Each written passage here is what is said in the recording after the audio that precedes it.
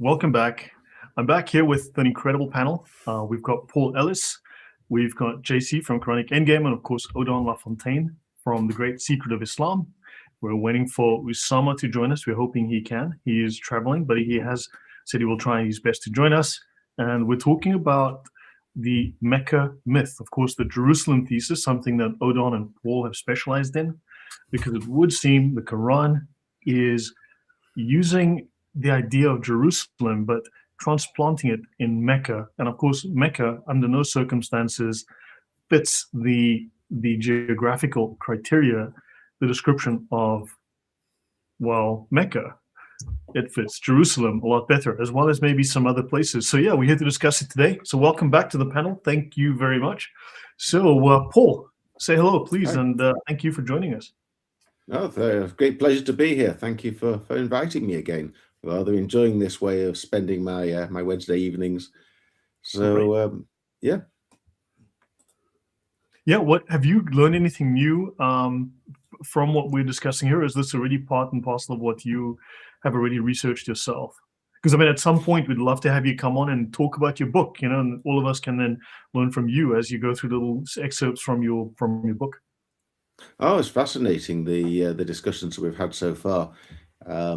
Odon is just presenting it very, very thoroughly. He's going through it with an absolutely fine tooth comb, and there's little if anything to disagree with him about.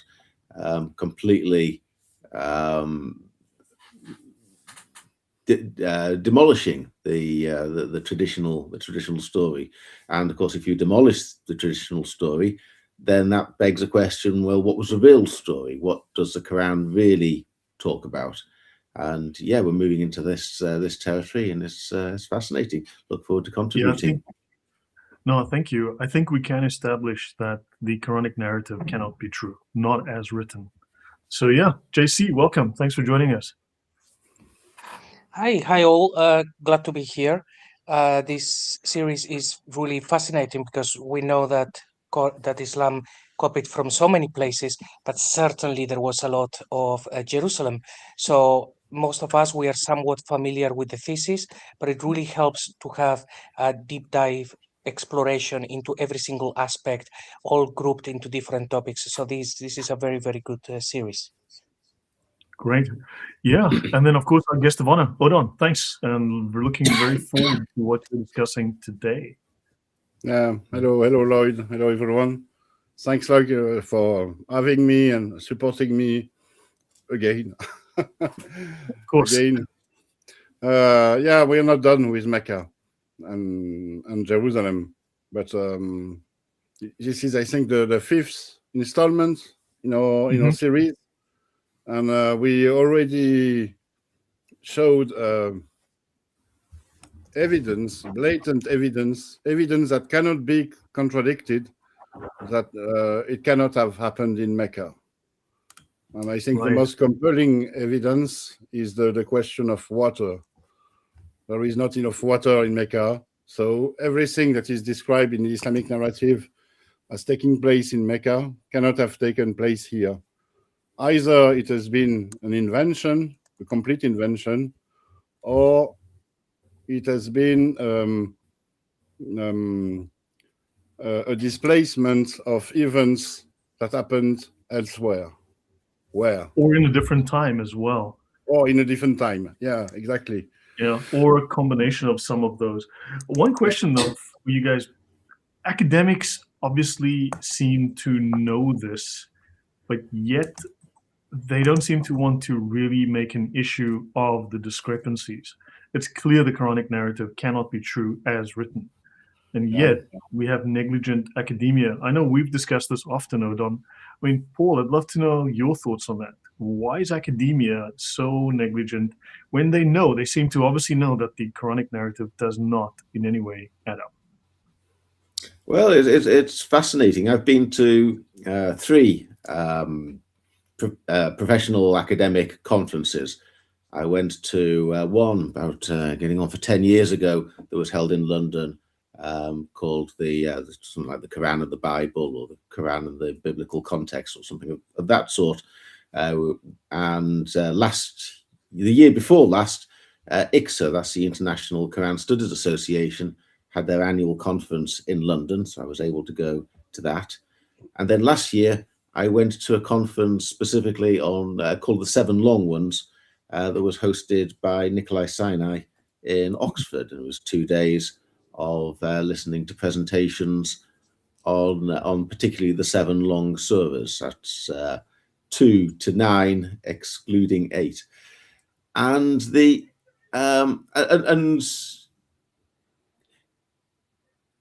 it's I don't think that they're dishonest. One view that you sometimes hear is that the professional academics, they know full well what the truth is, but they're not allowed to say it. That they're worried for their funding, they're worried for their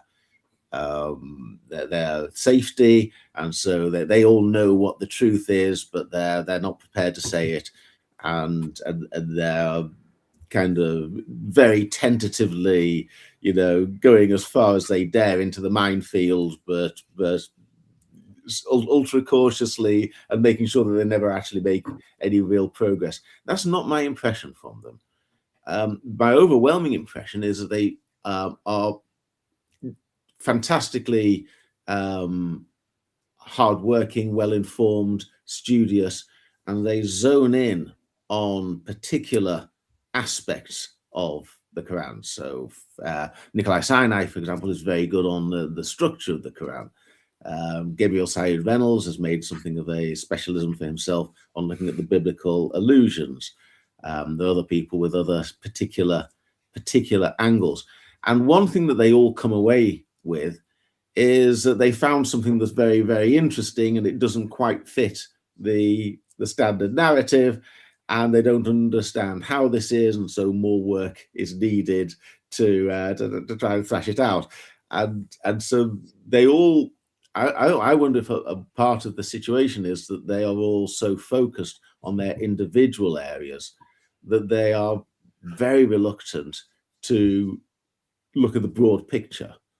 And so everyone finds that what they find doesn't fit in to the standard narrative, but they don't look out and try and find a new narrative. That's something that they don't seem to be interested in. Perhaps a little convenient. And well, I wonder also if there is an academic caution there. Some people have presented grand narratives and it hasn't worked, and they have been rather disparaged. An example, not necessarily professional academics, but I don't think that the gentleman's name, Luxembourg, with the Syriac, the idea that it was a translation of a Syriac, I don't think that has worn very well in the academic world. I rather skeptical of that myself. You've got Dan Gibson with the Petra thesis. I'm not sure many people, I think there's still some merit in that, but I don't think many people in the wider academia think that it could possibly have been the way that Dan Gibson describes it. Stephen Shoemaker, I think, is now heading in that direction, where for his theory to work, he had to disregard the radiocarbon dating of the manuscripts, and that was seen, I think, as being trying to cut the evidence to fit his case rather than actually following the evidence. So I think once you see other people proposing grand narratives and then the narratives not being convincing, I think there's a tendency on what you might call the professional academics to go very cautiously and just focus on the bit that they know. That's my sense. Odon, do you think we're making an impact as lay people, as YouTubers? Do you think we're actually having an impact in these apologetic circles and in the wider community? I think we do. Because I have the experience of the situation in France. It's been more than 10 years since I am doing this in French for the French-speaking audience. And this way I was able to reach to the general public.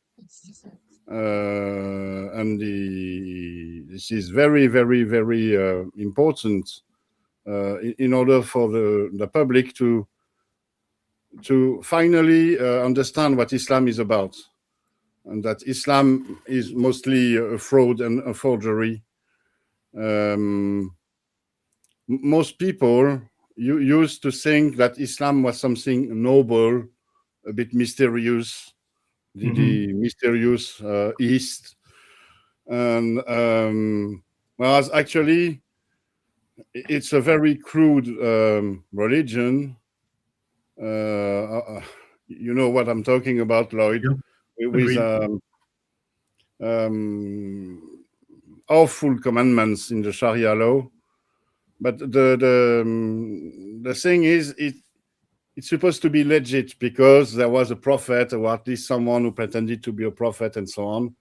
And especially in France, with our secularism or laïcité, we are not supposed to question the beliefs of others. It's a sort of black box. Yeah, but I think we can question historical claims. I think we can question archaeological claims. And I think that is we have something that is factual, like the question of water in Mecca. It is factual. It is proof. It is evidence that nothing could have happened in Mecca. So it is evidence that the narrative, the Islamic narrative, is a forgery. Yeah, JC, anything you want to add before I just show one thing and then we'll jump into our talk today? Yes, something briefly, but before that comment, I wanted to let you know, I did try to send messages on the chat a bit earlier, and they didn't go through, and now the last one has gone through. So I think it's possible that people are trying to send messages and they're not going through, because normally you have more people commenting. So just in case you need to check at your end. YouTube, as you know, I've also been mass reported. As you know, we've had issues. I want to show, someone said earlier here, what rubbish lies, prove what you're saying, or bring facts and show us if you are educated or are all you clowns. So that's fascinating, but I'd like to show something. We did bring a great deal of facts. We will do so again shortly, but I'd like to show this. This is Muhammad's biography. Now, apparently, we are supposed to believe this because this is the earliest and the oldest and the most respected biography of Muhammad. And of course, Islam is the only religion in which you claim that reports about Muhammad and Muhammad's miracles and life and his companions are all false or unreliable to prove the religion true and to defend it, which is backwards and upside down. But Muslims do lie to each other, and they lie about history, as we're saying, and they cannot prove their myths and claims, as we have discussed on this channel at length. So, for instance, Muslims claim in this biography of Muhammad that Jesus was alive in Syria at the time of Muhammad. And one of Muhammad's companions met Jesus in Syria while Jesus was healing the sick in some woods. And it says here, we got on the authority of a trustworthy informant that Marwan said that he told Salman the Persian that he told the apostle that his master in Amuriya told him to go to a place in Syria. There was a man who lived between two thickets, and every year he would go from one thicket to the other. And the sick used to stand in his way, and everyone he prayed for was healed. And the people came to him with their sick, and he prayed for them, and they were healed. And then he asked who I was, and he turned to me, and I said, God have mercy on you. Tell me about the Hanafiya, the religion of Abraham. And he replied, you are asking about something men do not inquire of today. The time has come near when a prophet will be sent with this religion from the people of the Haram. Go to him, for he will bring you to it.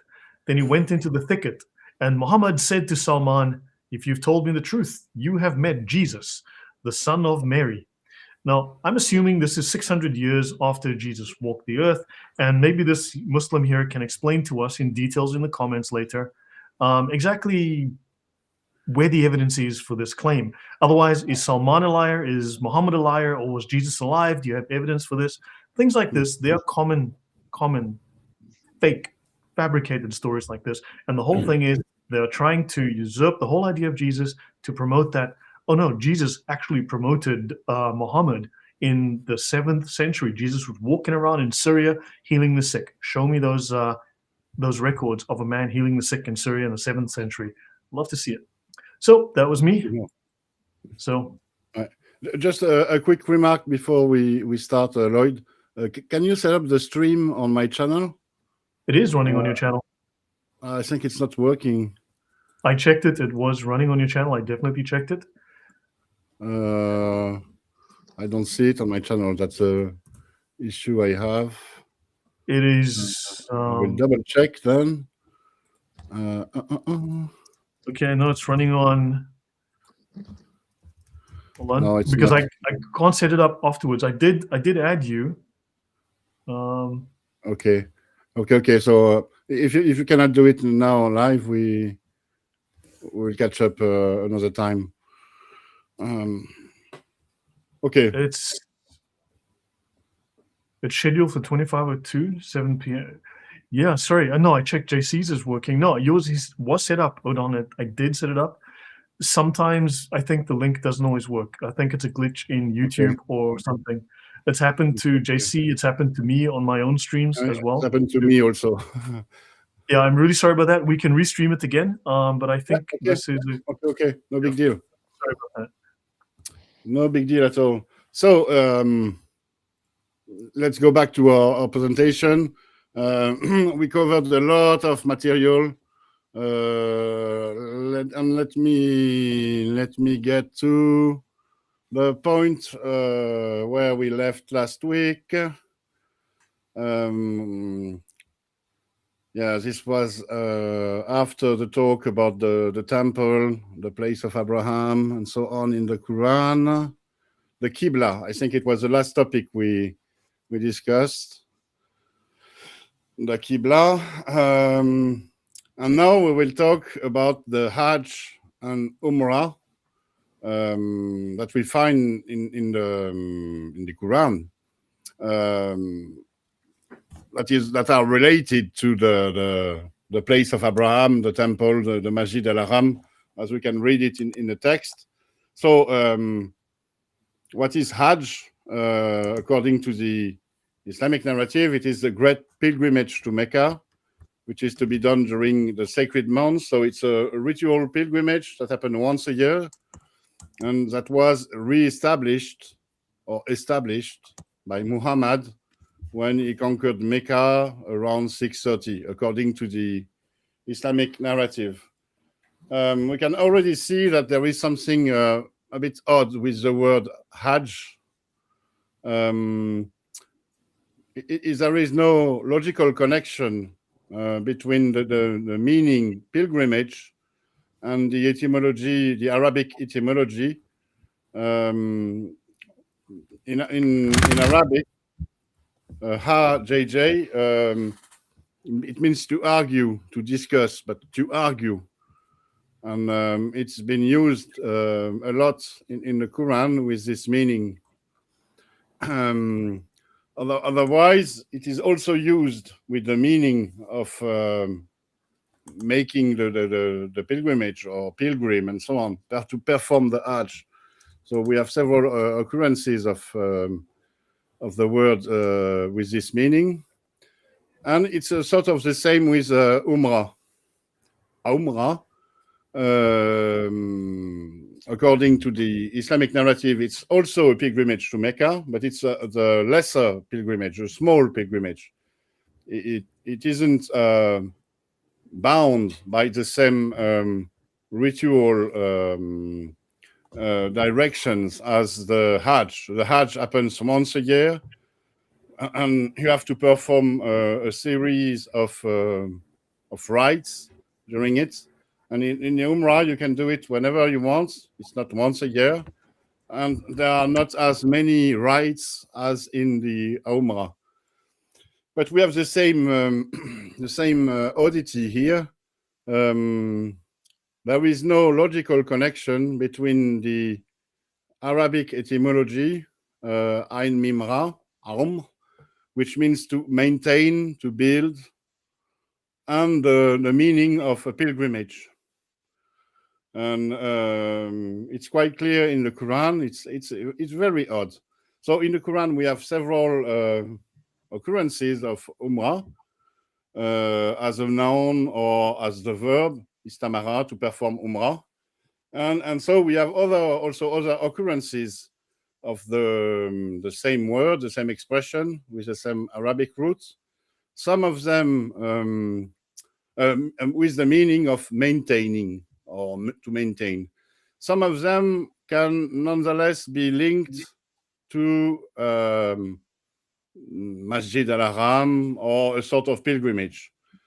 And it's quite interesting to look at them in the text, because it it shows us the meaning, the original meaning was something very, very religious, not maintained actually. So if we look at all of the occurrences of Hajj and Umrah in the Quran, so I have kept a sort of code with colors in order to pinpoint and underline the various expressions we already saw. Like temple is always in orange, temple, or Masjid al-Haram, it's the same. The place of Abraham is in green. Umrah, or the route in Arabic, is in red, and Hajj, or the Hajj route, is in pink, as you can see. So there are here you have all the occurrences, all the mentions of Hajj and Umrah in the Quran. We can see here in the first verse in here in Surah 2, verse 158, that the Hajj and the Umrah are closely connected to the Bayt. They are to be performed at the Bayt, at the temple.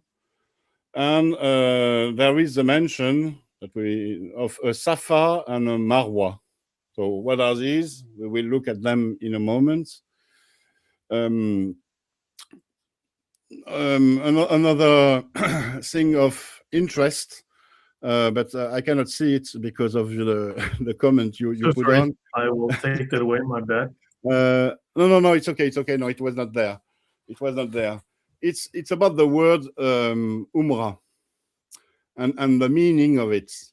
Like I told you, in the Islamic narrative, it's supposed to be a pilgrimage, but it has also the meaning of maintaining. And we have 3 occurrences of the expression with this meaning of maintenance or maintaining that shows us that there is something more to it. Here in Surah 9, verse 17, we have a context that is quite different from the rest of the Quran. The context of Surah 9 is that the believers have finally conquered the holy city. They have finally got to the Masjid al-Haram and the Kaaba, and they reestablished the religion there. I don't know whether I won't argue here whether it talks about Mecca or Jerusalem, but it's quite clear if you read Surah 9 that the context has changed. And we see that it talks about the polytheists, so the associationists. It's not for them to maintain, Muru, the mosques or the masjids of God. So it's, you see how the meaning maintain is odd. What does it mean to maintain a mosque? It's not about changing the light bulbs or, I don't know, washing the floors. Run one, to manage one, to keep one going, to do worship services. To keep one going, but why would non-believers keep a mosque going? Yeah, exactly. It's not an Islamic mosque, of course. So I think here it refers to not to polytheists as such, but to Christians in Jerusalem that had the upper hand, that had that managed, like you said, Lloyd, some of the holy places of Jerusalem, like the Holy Sepulchre and so on. Yeah. And it's much more than maintaining or managing. It's actually, I think, servicing those places. And here I got this idea from a French Islamologist who translated the Quran in French. And if you look here in Surah 52, verse 4, this surah is a sort of apocalyptic vision of the thing that will happen when the end times will begin. And the preacher talks about these apocalyptic events and the signs there will be. And one of these signs is a temple that is Yamuru, that is either inhabited, frequented, maintained. Those are the meanings that we can find in Islamic translations. But Régis Blacher, the scholar I'm talking about, chose to translate it as serviced, a serviced temple, meaning that it is serviced by priests, that it has been put in active service. And here it takes a very interesting meaning if we look at it from the perspective of the Jerusalem thesis. It could be about the temple of Jerusalem being rebuilt and serviced by priests, meaning that the priests would perform sacrifices from the old Jewish religion. And it gives another meaning to Umrah then. Umrah is not a pilgrimage as such. Umrah has something to do, would have something to do with the service of the temple. And then if you look at the other occurrences of Umrah and Hajj, whoever performs the Hajj of the temple or performs Umrah, it would mean if you go to pilgrimage in Jerusalem and do your part at the temple. For example, you sacrifice a calf or a dove, like the Jews used to do in Moses' religion. Complete the Hajj and the Umrah. So go to Jerusalem, make the pilgrimage in Jerusalem, and make a sacrifice there. I think it's a meaning that would make much sense with this otherwise odd expression of Umrah. Another thing with the Hajj and Umrah in the Quran is that they are connected to rites of circumambulation. Mm-hmm. They are described as such. The temple, we already established that it is mostly the temple in Jerusalem that is the same as the standing place of Abraham and so on. There is a commandment that is given to Abraham and Ishmael to purify my temple for the ones who go around it. So there are rites of circumambulation going around the temple. We have the same in Surah 2. Is my reference okay there? I don't. I'm having just a little doubt, but anyway, this verse says, "Then we settled the place." So it's not the same expression here as the place, the makam. It's another word. It's not the makam. It's makan. We settled the place of the temple for Abraham. Do not associate anything with me, but purify my temple for the one who go around it, and the one who stand, and so on. And this other verse in Surah 22:29, when let them end their prescribed duty and fulfill their vows and circumambulate the ancient temple. So within Islam, within the Islamic narrative, it's all about Mecca, and they have a circumambulation in Mecca. And what is it exactly? Here we have a view, an eagle-eyed view of Mecca, of modern-day Mecca. Here you can see the Haram, the sanctuary. with the Kaaba in its center. And close to this sanctuary, we have the hills, supposedly hills of Safa and Marwa. Remember Safa and Marwa? We just saw them here in verse 158 in Surah 2. Indeed, the Safa and the Marwa are from the symbols of God. So whoever performs the Hajj of the temple and performs Umrah, no blame on him that he walks between them. So this is not exactly, there are several rites of circumambulation. There are circumambulation around the Kaaba, and there are circumambulation between the mounts. People going from Safa to Marwa and so what, like a big circle.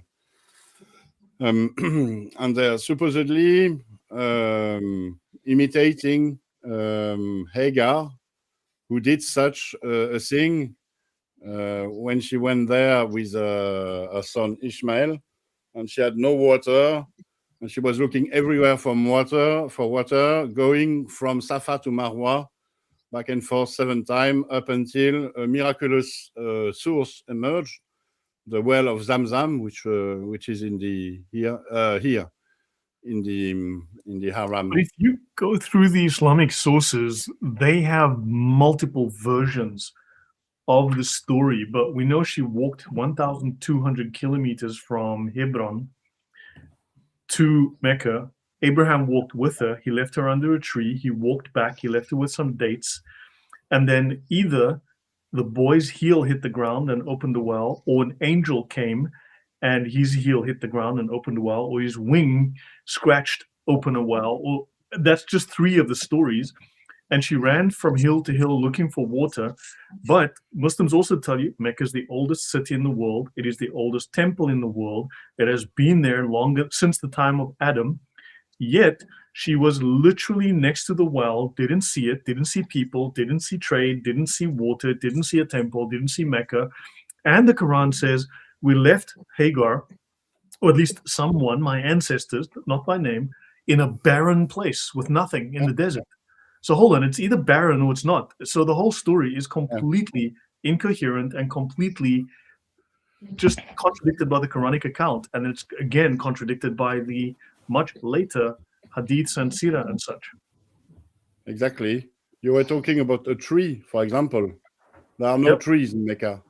No tree can grow. No tree has ever grown in Mecca. So this story is all about a form of concordism.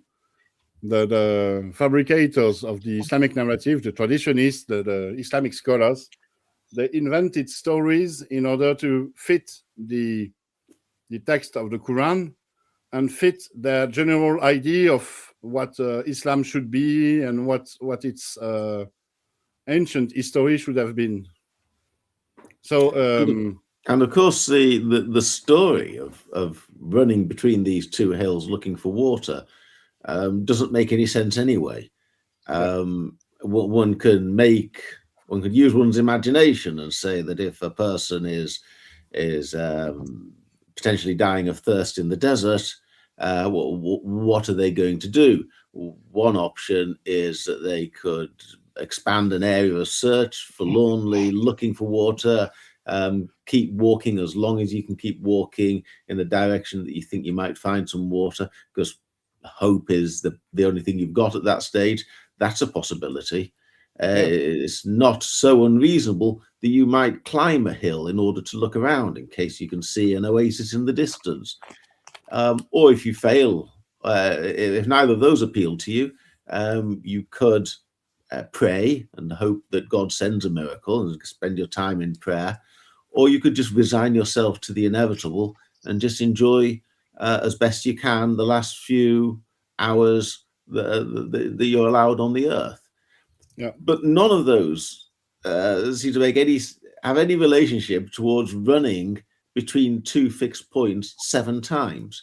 You do that once, maybe you think you missed something, you went back a second time. By the time you did it 3 times, there's nothing there.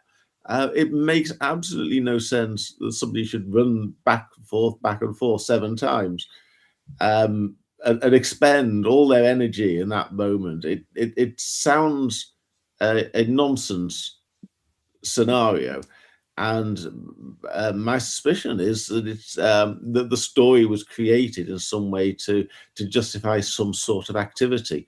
Probably the activity is based upon the text of the Quran, is Surat al-Baqarah, verse 158, going between Safa and Marwa. Oh, well, there are a couple of stones. Let's call that one Safa and that one Marwa. You got to go between them. Well, how many times? Oh, 7 times. Okay, why are we doing this? Oh, and then somebody comes up with the story. It seems like that. It doesn't have any kind of credibility to it. Yeah, No. There is even a simpler, a more simple option than going from Safa to Marwa and so on.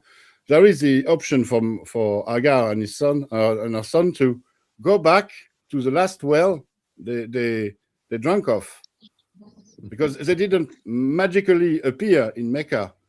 There was a whole journey they took allegedly, supposedly, they walked along an itinerary where there were wells and oases and so on. So why not going back to the last oasis, which she already knew about, or the last well? It's another point that tells us this story is a complete invention, a nonsense invention. May I just add something? In the general term of pilgrimage, unless I'm very much mistaken, normally people will go on pilgrimage to a place because something important happened. Like there is this place in France, Lourdes, where they said the Virgin appeared and now this water is miraculous. So people go there, or people will go on pilgrimage to follow on the footsteps of Paul or something of the sort. So basically, a saint performed a miracle, or someone very important walked down this path, and then you go and you try to do that same thing. So an event happens, and then people do the pilgrimage in there. But even according to their narrative, people were going to Mecca on pilgrimage, all of these pagans, they were doing it before, nothing to do with the Abrahamic faith. And then it gets rebranded and said, no, it's Abrahamic. By the way, all of the prophets in the Abrahamic faith were buried here. And it's like, guys, normally it's the other way around. If the whole thing if the story would have been, people go to Mecca because the last prophet was born there. That said, people will go on pilgrimage to Mecca because Muhammad was born there. Done, no problem.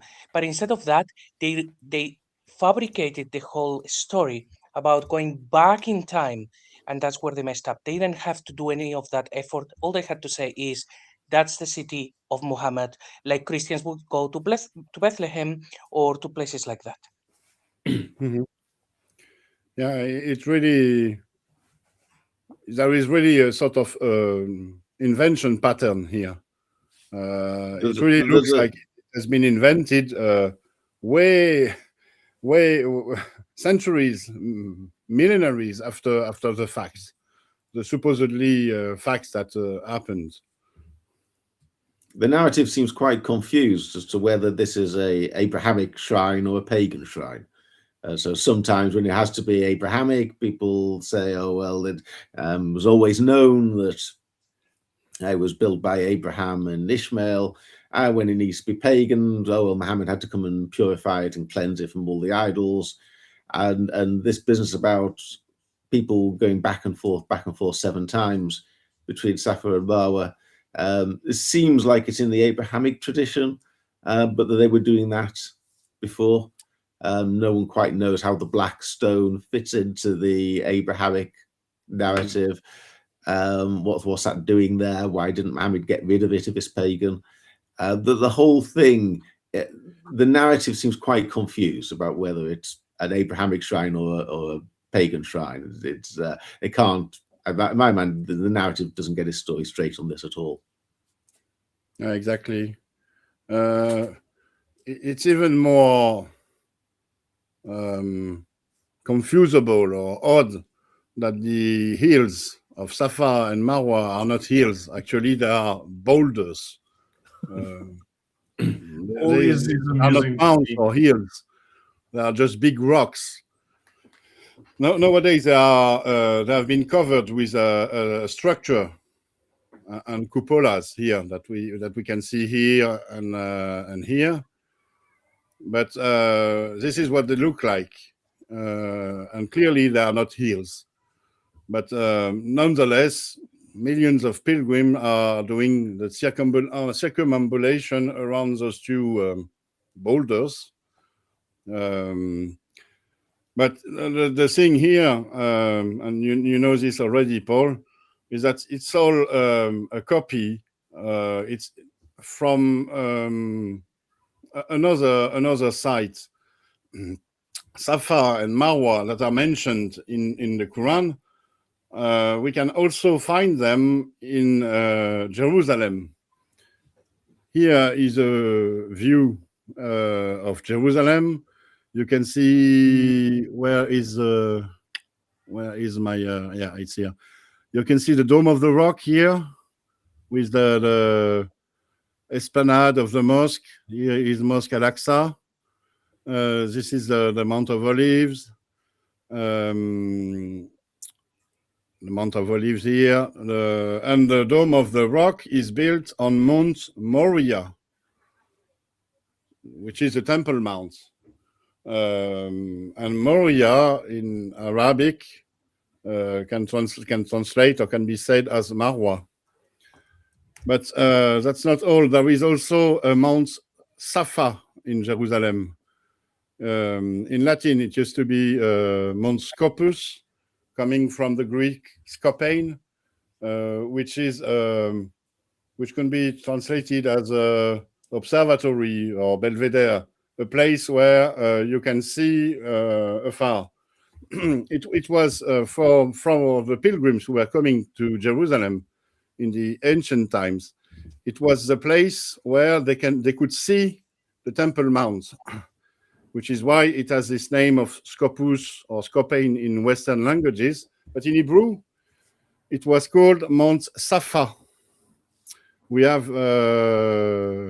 this in the Jewish antiquities of Flavius Josephus. So what could be going back and forth between Mount Moriah and Mount Safa in Jerusalem?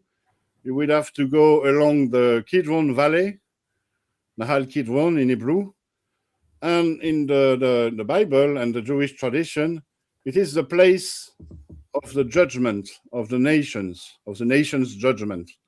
In Joel in particular, it's called the Valley of Jehoshaphat. It is the Valley of Decision. In the end times, all nations will be gathered here. So it's a gathering place. And it's also an expression that you see in the Quran in verse 597, the gathering place, where everyone stands with the word kam, the word Mecca, makom, the place where everyone stands in trial before God. And so you see here that if we apply the Jerusalem geography to the Quranic verse, let me go back to it. Indeed, the Mount Safa in Jerusalem and the Mount Moriah are from the symbol of God. So whoever performs the pilgrimage to the temple, the Temple Mount, and performs a sacrifice or a service to the temple, no blame on him when he walks between them. Yeah. This gives a new meaning to this verse.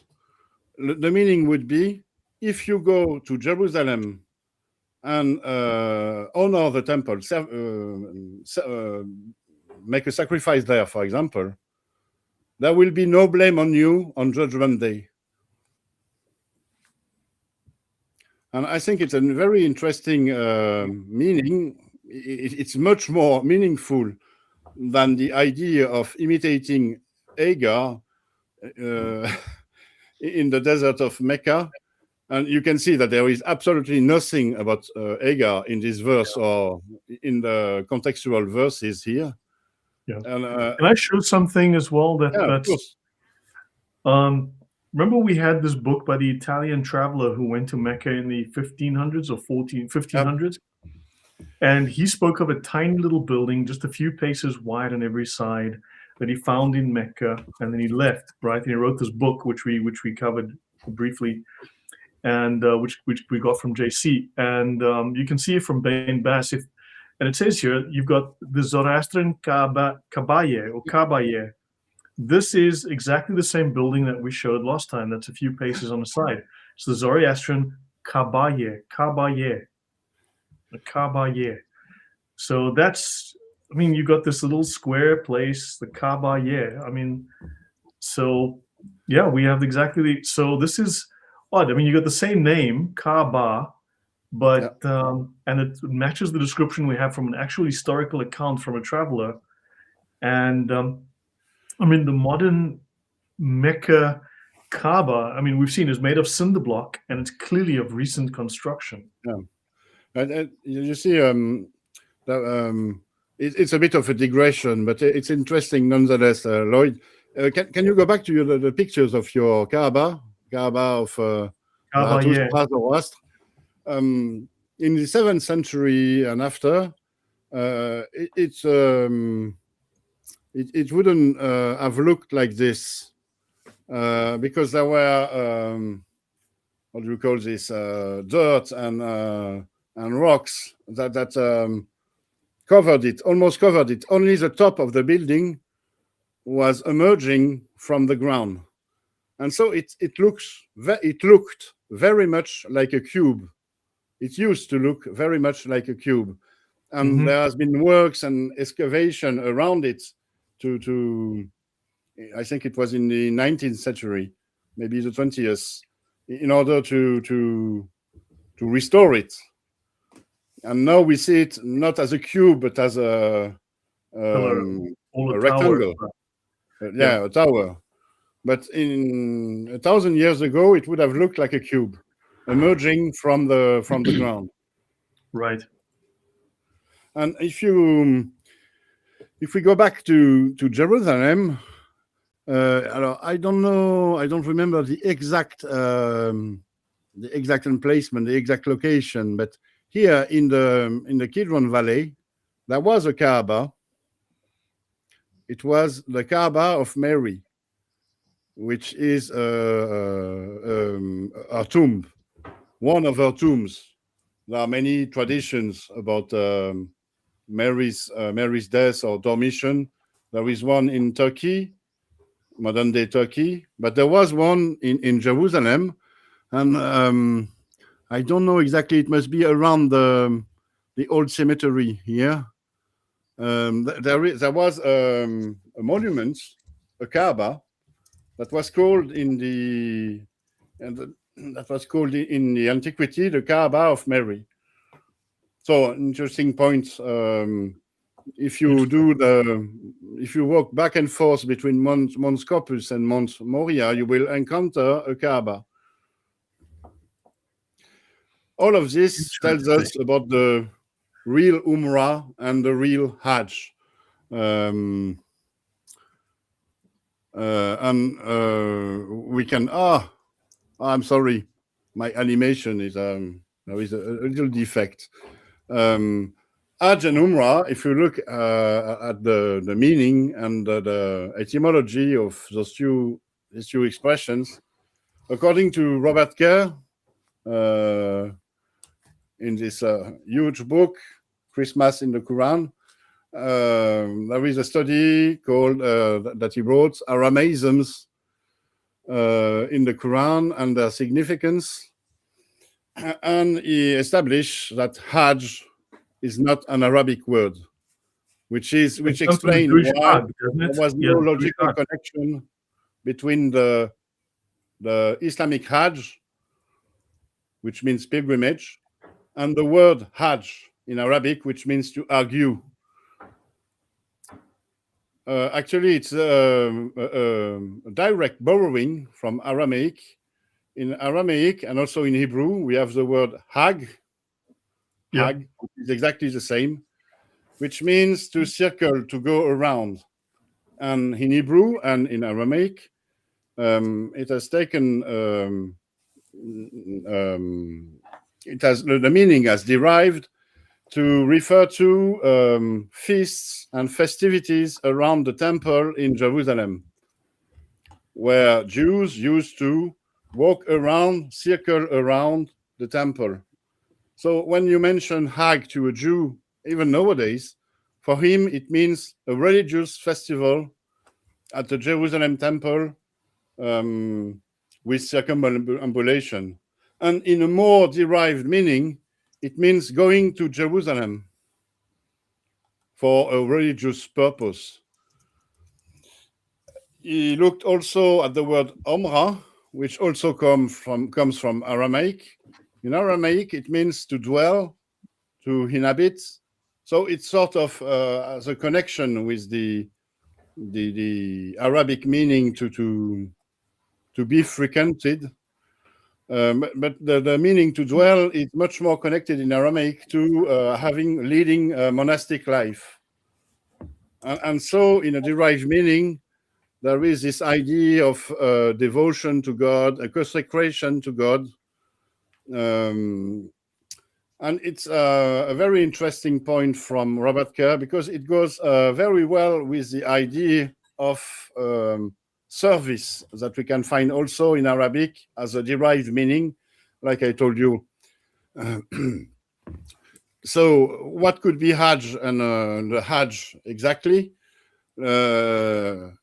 If you look at the Jewish expression, we have Hajj for Pesach, we have Hajj for every major feast or festivity in Jerusalem. For example, the Hajj of Shavuot. The Hajj of Shavuot is very interesting because its rites have some similarities with rites in Mecca, in the pilgrimage in Mecca. It's a feast of the first fruits. Originally, it's a feast of the spring or the late spring, where the earth gives its first fruits, and it became, with Judaism, the feast of the giving of the Torah by God, with an analogy with the first fruits. And also in Christianity, it became the Pentecost. And you have a description of in the book of Jubilees of Abraham performing the feast of the first fruit. He took branches of palm trees, the fruit of goodly trees, and every day going around the altar with the branches 7 times. So here you have the tradition. You have a source for the seven circles tradition that we find in Judaism and also in Islam. So Robert Kerr's conclusion is that I will quote him here directly, the pilgrimage to Mecca, so the Hajj, the Islamic Hajj and the Umrah, is not so much the Islamic reinterpretation of an indigenous Hijazi rite, an ancient Arab rite, but rather the late transposition of a Syro-Palestinian, Judeo-Christian one to the Hijaz. And we can, from there, we can put forth that this Syro-Palestinian Judeo-Christian rite was to be performed in Jerusalem. But the thing is, in the 7th century, in the first part of the 7th century, Jerusalem was under a Christian rule.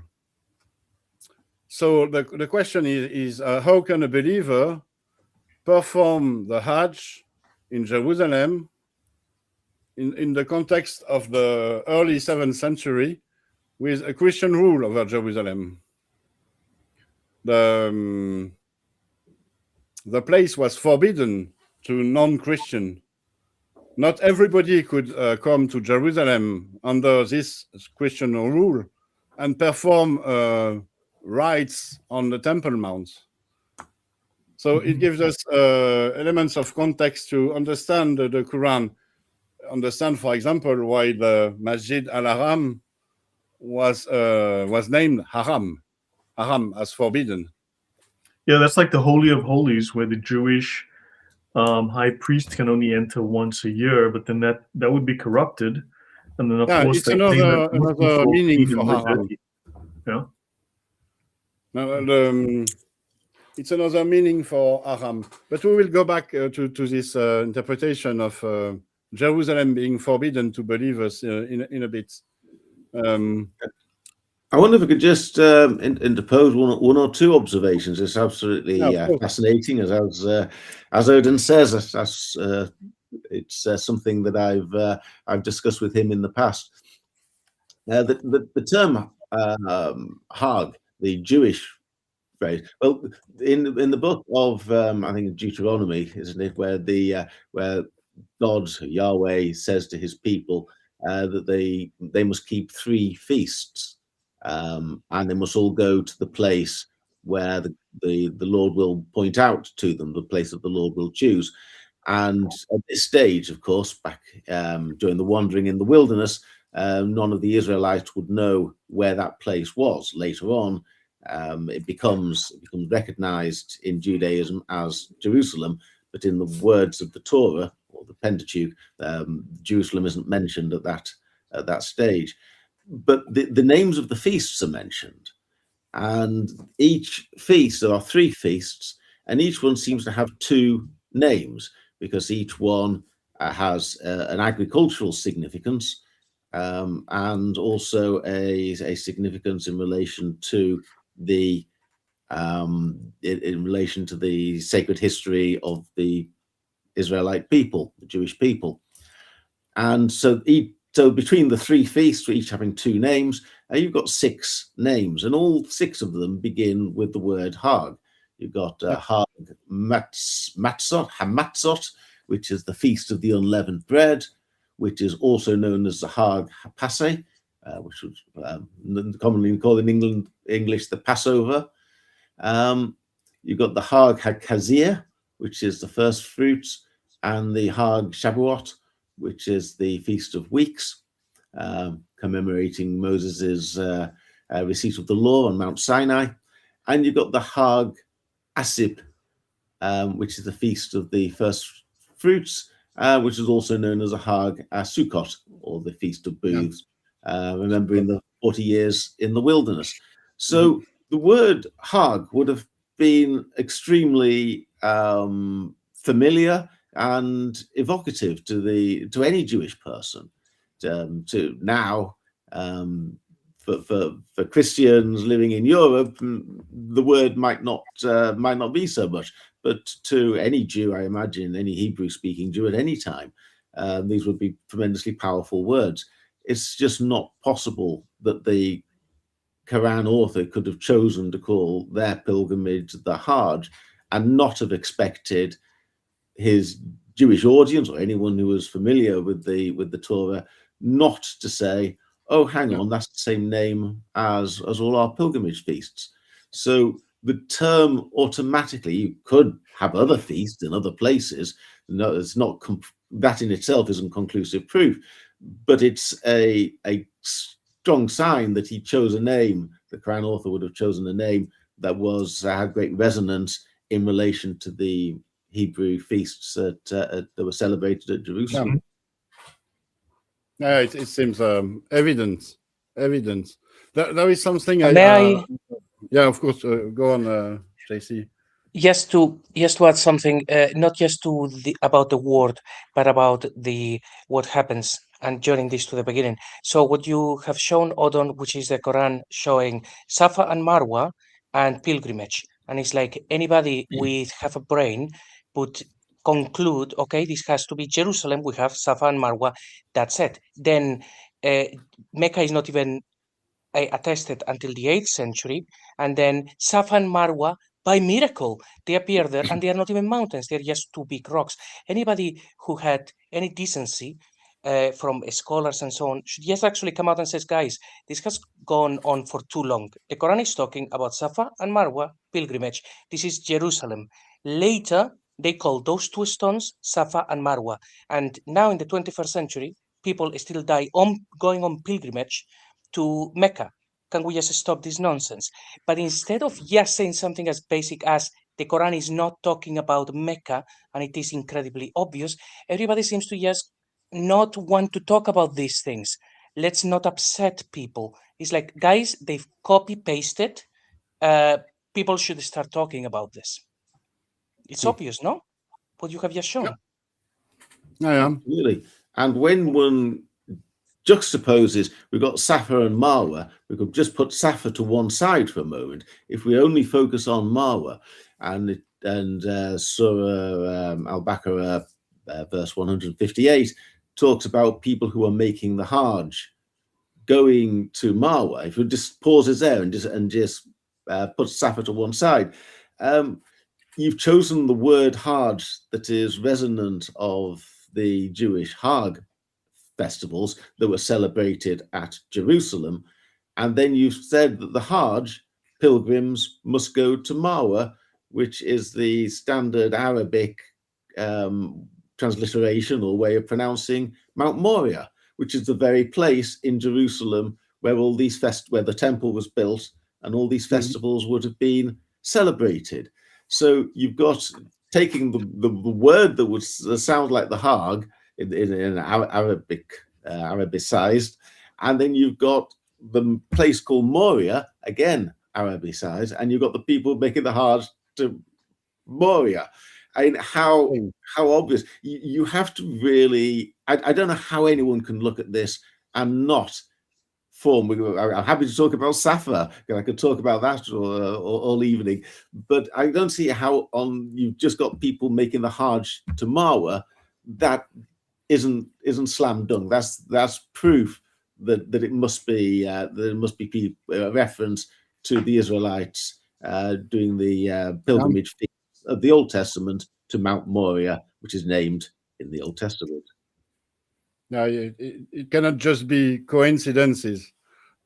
Well, but, even if it was a coincidence, it would have been so obvious to any person listening to this who is familiar with the Bible that they must have said, "Oh, that's a bit of a coincidence." Right back at the time, it's not possible that it could have been this bizarre a coincidence and to have been missed by everyone. And compare this with a constant, unrelenting saturation in the Bible of biblical stories, biblical characters, biblical themes, biblical turns of phrase. It's simply not possible that you could also have the Hajj to Mount Moriah and it's it's all about this place called Mecca that no one's ever heard of. I mean, the Quran is debating the Bible with other, shall we say, heretical believers, Jewish, Christian, whatever, but it's not preaching to pagans. And then I often listen to academics, obviously we all have, and they know there's something off. They know that this is not believable as written, but yet they don't want to be Salman Rushdie, is my thought. And the university makes far too much money. I mean, Qatar has spent, $6.5 billion in the last 10 years on universities in America alone. Who knows what they've spent in Europe? So maybe the dean doesn't want the funding to dry up. Yeah, exactly. Qatar, for example, they finance a whole new aisle in the Oxford University dedicated to Islamic studies. Something like 15 or 20 years ago, maybe a bit more. So it's not actually, technically, it's not part of the Oxford University. The students studying there don't get an Oxford University diploma, but they still get an Oxford Islamic Studies Oxford diploma. And when the Qatari did this, they imposed Tariq Ramadan as a teacher there. I don't know if you know about Tariq Ramadan. Accused of He's, rape, I believe he was convicted. He's also, his grandfather was like what, the head of the Muslim Brotherhood, and he well known to be in he Hamas, fell from the heights yeah. where he used to dwell. He's the grandson of Hassan el-Banna, the founder The founder of the Muslim Brotherhood, yeah, of the Muslim the, Brotherhood. the And he used incubator to of be, all of the Islamic terrorist organizations. Yeah. he used to be one of the leading preachers and influencer in the French speaking sphere about Islam. But that's the thing with that's one thing with academia. It goes back to our introduction. But if we go back to the Jerusalem thesis, there was a comment from Paul, not Paul Ellis, Paul L.R. that you displayed, Lloyd. Paul said there are basically Arabs imitating Jews and trying to replace them, and now steal their land again. Yep. And I would want to add my grain of salt, because it's not about. I think it's not about Arabs imitating Jews. I think it's Arabs being taught by Jews about Jerusalem, about Safa and Marwa in Jerusalem, about the Hajj, about the Umrah, about what to do in Jerusalem. They did not invent this by themselves. You see, the Arabs from the desert, they did not invent this knowledge of Safa and Marwa and of the Hajj and the Jewish traditions. Some Jews had to tell them, had to teach them. Agreed. Yeah. My point here, it's one of the arguments of my my thesis, my hypothesis, that during early Islam, there were at least one faction that was led by a Jewish group. Also, before you say something, JC, just give me 1 second. Just that, obviously, there are those who don't like the historical critique, right? That they would prefer to indulge in going in circles on theological debate, which doesn't really go anywhere. However, man, now I've just lost my thread. However, but if we put the archaeological question, if we put the historical question, if we ask for evidence on the score, because if Islam is true, then it has evidence on its side. They can't produce that. I just wish that everyone would actually just ask these basic questions. And if academics would ask for evidence on these basic questions, then we could also just solve this, because they could not answer these questions. And I don't know, academia is negligent to me. JC, you were going to say? Yes, just a quick observation. So lots of people in the comment section, they're saying in the chat, they're saying, yeah, they copied everything. Everything is plagiarized. And it's like, yes, it is. Look how much they copied. They copied even circumcision. That should tell you how far they're willing to go with plagiarism. How far, yeah. Yeah, although I think that there are reports of Arabs practicing circumcision from long before the Quran. So I think that was a practice. I think the Jewish tradition is a tremendously powerful one in terms of seizing the imagination. Even people who say, "Oh well, I don't believe in God, but I regard myself as a cultural Christian," they show the power of the ideas, the stories, the themes of Judaism, and how important they have been. So I'm not entirely surprised that the people, say the Arabs, who for some time beforehand would have practiced circumcision. There are reports. I forget, but even the great Elijah Ballas, and I'm not quite sure if we want to go to Elijah Ballas, but he was a Roman emperor who was recruited. A Roman emperor who was recruited from the from what we might call Arabia, and he was circumcised, wasn't he? So He was So I from think Syria, but he was an Arab, yeah. And He there were was from that other part. He was Roman from Arabia, I think, wasn't he? like him. Yes. Yeah. Is it possible, and before we move on, because this all looks great, but is it possible to go back to that slide you had with the with Safa and Marwa? Is it possible to go back there? I was sharing just. I'm not moving on here. It's just something I forgot to put in my presentation, which is in my book. This is the PDF file of the Great Secret of Islam that you can get here on my website for free. And there was another interesting interpretation for Umrah. Umrah could also refer or relate to the Jewish Omer.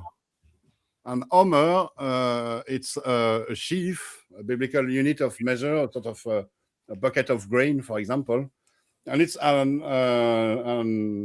offering that is supposed to be done during Passover. So you see, there can be also a connection if you look at let me go back to the presentation. If you look at the meaning of the verse, how do I share my screen here? Let me go back here. So whoever performs the Hajj of the temple and then gives the offering, so no blame on him that he walks between them. So it could be also connected to this. But let me go back to the... Are Muslims aware of this? I mean, are Muslims aware of this? Is this starting to have an impact outside of just academia? I mean, we're talking about it. We're not, shall we say, strictly speaking, academics. We're in the public sphere, and surely this is noted by Muslim imams or those who are on YouTube, and this must bother them. I mean, because if we just consistently ask them and point out these I mean, just ask them, where's the Injil then? Please give us a copy. Yeah. You know, well, they cannot answer this. You see, there was a debate between a Muslim apologist and two friends of mine last Friday, I guess. I think it was Friday in France. And one of these two friends put forth my research and also Paul's on Mecca. And the only answer the apologist had was to quote sources from the 7th century mentioning Mecca. He had no answer on the, what do you say that, on the real evidence, for example, that there is no water on Mecca. His only answer was that some sources in the 7th century mention Mecca, so the whole of the Islamic narrative must be true. You see how logic seems to but here the argument's been bastardized into almost a theological argument as opposed to actual hard evidence. And this is where they have a severe weakness, and they've steered this argument and they've been entertained. And if we bring them to say, look, fine, you know, we believe you, now show us hard archaeological evidence, show us the hydrology, show us how many palm trees were there and how many liters a day does a fully grown palm tree use, you know, and let's work out, you know, where's the rivers, show us the where they were fishing. Exactly, yeah. How many camels can you have in Mecca without water? Yeah, I mean, we need to the archaeological, historical, evidence-based argument, and not a camel drinks 40 liters of water a day. Where do you find this in Mecca? Yeah, and a palm tree we said was about 180 liters a day, and you know, fully grown tree. And we looked through these different trees. Date trees are like 70 liters a week per tree, and they said this place is a paradise. So okay, that's a lot of water. Yeah. Paul, you wanted to add something? You asked me to display this slide. You see, I think that 2158 is the only single verse of the Quran that on its own you could disregard the other 6,000 or whatever. That one verse demonstrates that the Quran is about Jerusalem. There is simply no other explanation. You know that the Jerusalem was regarded as a house of God to the Israelites, and had been for thousands of years. We know that the Quran dwells on the stories of the Israelites, of Moses and Abraham and so on. So Abraham doesn't count as an Israelite, but the Hebrew Bible figures. And then you've got Mount, and then it names one place as Mount of Marwa, which is the standard Arabic pronunciation of Moria. I just wanted to mention about the Safa. You see, it's called Mount Scopus there. The term Safa is an archaic Greek form of the name, and this is, as Odon mentioned, appears in Flavius Josephus's Antiquities of the Jews. But when does Josephus mention this Safa? And he mentions it in the story of how Jerusalem had been surrendered to Alexander the Great. So according to the story, Alexander the Great is fighting with the Achaemenid Empire, and he'd asked the Jerusalem authorities to surrender the city to him, and they said, no, we'll wait and see who wins the battle. So playing it a bit cautious. Well, Alexander wins the battle, and then they're anxious that they didn't surrender quickly enough. And so the story is that the high priest and various other officials all go out to Mount Scopus and to meet Alexander when Alexander turns up with his army. So Alexander turns up in his army, and the high priest and all the elders of the city meet him on Mount Scopus with Jerusalem behind them. And then the story is that Alexander is persuaded by seeing them not to sack Jerusalem and not to take out any punitive action.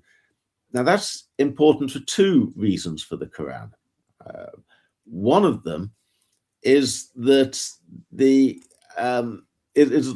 this relies upon both a Jewish and a Christian understanding of Alexander as a righteous Gentile, as somebody who didn't form part of the Abrahamic tradition, but who nevertheless had kingly virtue and was able to recognize holiness when he saw it.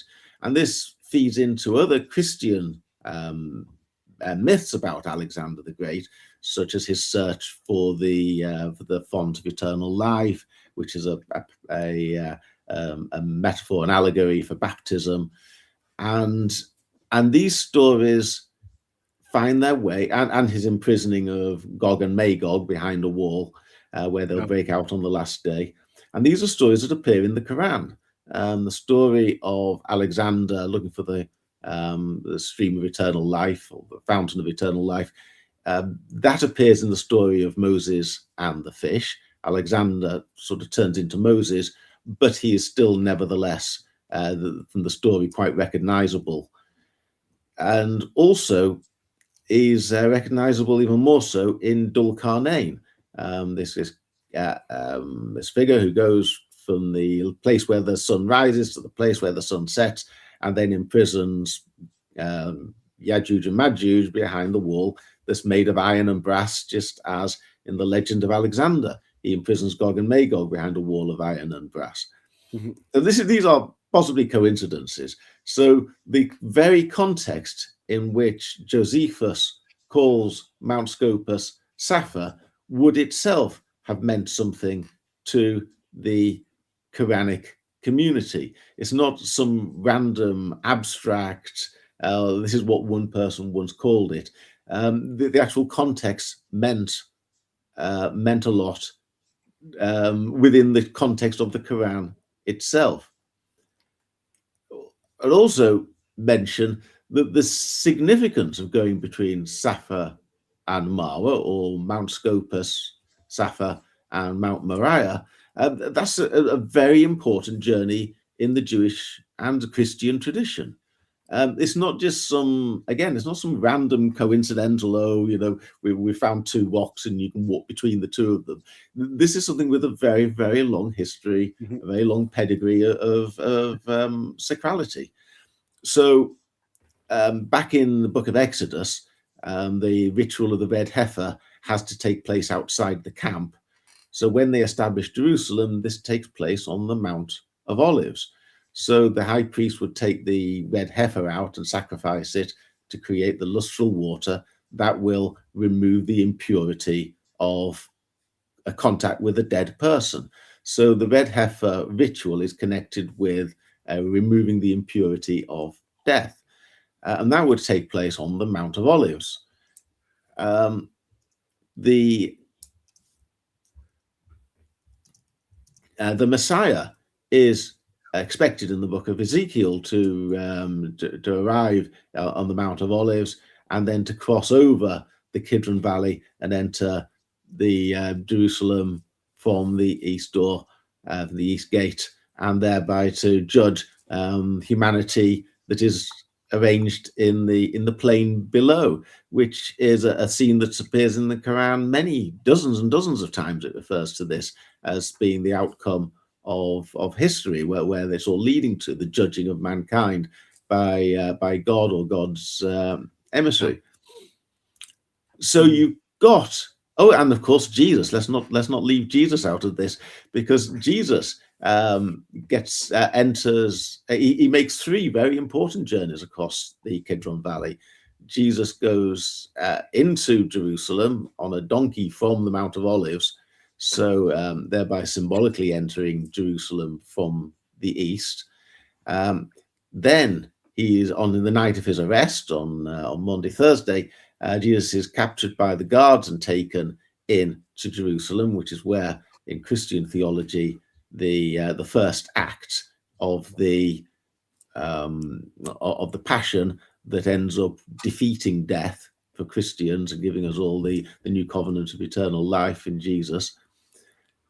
And then Jesus makes a return trip when he goes back from Jerusalem to the Mount of Olives in order to have the ascension, because Jesus ascends from the Mount of Olives in front of the disciples, who then return back to Jerusalem in the Gospel of St. Luke. And the Gospel of St. Luke ends with the disciples going back and preaching about Jesus within the temple. So this isn't some random journey between 2 points. This is a hugely, hugely important route. And the possibility that not only does the Quran talk about the Hajj, being the same word that the Bible uses for all these pilgrimages at the temple, not only uses Moriah, but also talks about Safa, which has the significance of Alexander the Great, and where the route between Safa and Marwa is so charged, religiously charged for the biblical tradition. It is simply not possible. I challenge anyone, any Muslims are out there, a nice little research task for them is to find any other settlement in human history that has had a Safa and a Marwa besides Jerusalem. I don't think it can be done. And certainly, even if you could find some place, somewhere that's got a Safa and a Marwa, it couldn't possibly have this loaded history, much of which relates to the Quran and the Quran stories itself. To my mind, Surah Al-Baqarah, verse 158, is an absolute smoking gun. There is no other possible explanation except that it is talking about going from the Mount of Olives to Jerusalem. Just political correctness obviously doesn't want to insult someone's beliefs, but at what point do we go like, look, I'm sorry, but this is bullshit? Well, I was wondering, I actually Lloyd, think I would say that point is already past. It should have been done many decades ago, and every second is 1 second too late. Just to add to all of this very briefly, that everything that you guys have mentioned, and now you Paul have mentioned as well, shows how the narrative was invented. The Quran told one story, and then they have to make it into that new place called Mecca. So the Quran mentions Safa and Marwa. So now it has to be in that place where they want people to go and so on. So Safa and Marwa, they appear as if by miracle in the middle of nowhere that had not been attested. So all of these little things, they show us how they invented the narrative. So it's incredibly important information.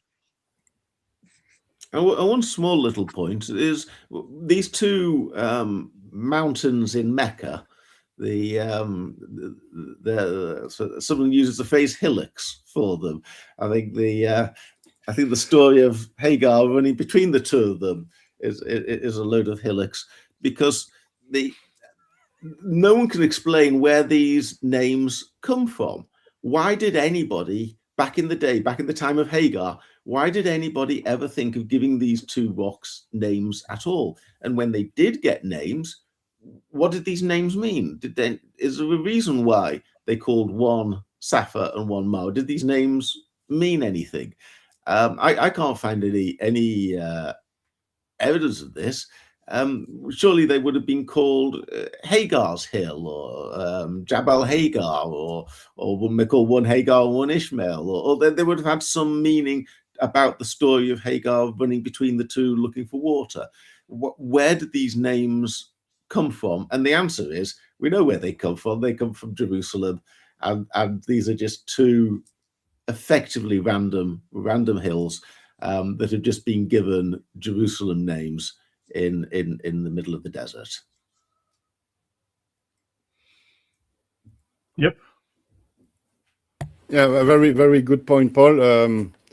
It's almost the same with the names of prophets and biblical figures in the Quran. They don't mean anything in Arabic. Jibril, for example, doesn't mean anything in Arabic. Whereas Gabriel comes from Gabar El, meaning the force of God, for example, and it has a meaning in Hebrew or Aramaic. Musa doesn't mean anything in Arabic. Moses comes from ancient Egyptian and also Hebrew, and it has different meanings in these languages, but it has none in Arabic. It's exactly the same as Safa and Marwa. They are completely abstract and artificial names in Arabic. They only mean something in another culture, another language. And obviously, it's proof that they were borrowed from these languages and cultures. When we see it, it seems so obvious, but it's not just academics getting funding from the Gulf in the 21st century, and this has been evident. It's been staring people in the face for the whole of the 1,400 years that the Quran's been with us. There's no reason why anyone in the 7th century or the 8th century or the 9th century couldn't have read verse 158 and said, oh, when it talks about the Hajj going to Marwa, it's talking about the Hajj going to Moria. Well, and scholars, I read that. That was Josephus wrote that. There's no reason why people couldn't have said this 1,400 years ago. It's incredible how it has completely slipped under everyone's radar. Well, if you go back to as far as the 17th century or 16th century, if I recall, and certainly in the 19th century, there were English scholars. I've looked at some of their notes. I've covered them on the channel. In fact, Odon, I didn't do that show that I was talking about, but when we get to that, these scholars actually say, no, Islam is a concoction. It is clearly derived from other stories, and it's borrowing, and they go through the sources of where all these stories come from. And scholars have been saying this for 500 years. European scholars have been saying this. Just modern scholars, of course, it's now a religion of peace, got rebranded by George W. Bush, and now, of course, you don't want to offend people, do you? Because they're brown. Okay. Paul, you were speaking about the Kidron Valley, Mount of Olives, and this location in Jerusalem as being charged with end times expectations and apocalyptic visions within the Christian and Jewish tradition. And I think at the time, I thought at the time it was the perfect transition for the next slide, because the next slide is about these expectations in the Islamic tradition. It's something very, very strange. If we look at some authors from the Islamic tradition, they still thought that Jerusalem was the place of the apocalypse. These are excerpts from two authors from the 10th century, so Ibn al-Murajjah, Ibn al-Faqih. They wrote books of traditions about places. It's a very common thing within the Islamic tradition. So a story about Beit al-Maqdis, the temple in Jerusalem, and so on. And you see there are some excerpts here that show how much they still believed in the 10th century that Jerusalem was the God's place, that it was the place of the end times, the place of judgment. For example, the rock of Jerusalem is one of the rock of paradise. We find in the Torah that God said to the rock of Jerusalem, "You are my lowest throne, and from you I ascended into heaven, and below you the earth is extended, and all the water that flows from the tops of the mountain comes from below you. The fresh water and the winds Doesn't that bring Allah rain." descend to the lowest throne as well? That's the lowest that he comes. He descends to the lowest throne in the Quran. He doesn't come to earth. He comes to the lowest throne. So there you've got. The early Islam was about Jerusalem, and we still have traces of this Jerusalem focus in the Islamic tradition, even though they invented Mecca and so on. Some writing were kept from censorship or destruction, but they are very they're not very few people know about it. It took someone like Guillaume D. I took it from one of his lessons to rediscover how traditionists still worshipped Jerusalem, and you will see it in Ibn al-Faqih, the one the excerpt I put in bold. The gathering and resurrection of the dead will take place in Jerusalem. It is the place of gathering, like in verse 97 in Surah 5. God will destroy Gog and Magog in Jerusalem. All fresh water of the origin under the rock, and so on. The rock is a navel of the world. It's very, very, very odd to you see, there was this whole process of fabricating a new narrative, inventing a new city, destroying evidence. But even with all the care that the caliphs and the scholars could have in destroying evidence and changing history, some remained in these writings, for example. So it's another argument for the Jerusalem thesis. I think Odon, a lot of Muslims now would expect that the end times will play out in Jerusalem. I think there's an expectation that when the end of the world comes and the plane of judgment, although humanity is gathered, I think a lot of Muslims expect that to take place in Jerusalem. There's that you mentioned the graveyard outside the eastern gate of the Temple Mount, which is evidence for all to see that that a lot of Muslims back in the day wanted to be in situ, wanted to have a fairly short journey to judgment. But it's And really indeed, odd. one thing I noticed, or I learned fairly recently, is that they thought that the bridge of Sirat was going to go across the Kidron Valley. So the bridge was, there is actually a piece of stonework sticking out from the eastern wall of the Temple Mount, and they call that the Pillar of Muhammad. And there is a tradition that is going to be one end of the bridge of Sirat, and people are going to cross over. So I think there's an expectation within Islam that Jerusalem is the place of judgment at the end of time. Yeah, it's really odd because there is nothing really in the Islamic tradition, in the Islamic narrative, the standardized narrative, the life of Muhammad and so on. There is not nothing. There is not much to connect Jerusalem to Islam. We talked about the Qibla in the Islamic narrative. The first believers with Muhammad, they were praying toward Jerusalem without knowing why. And the only thing that connects Jerusalem to the Islamic narrative, the standardized Islamic narrative, is the night journey. It's the only reason for Jerusalem to be a holy city in the Islamic narrative.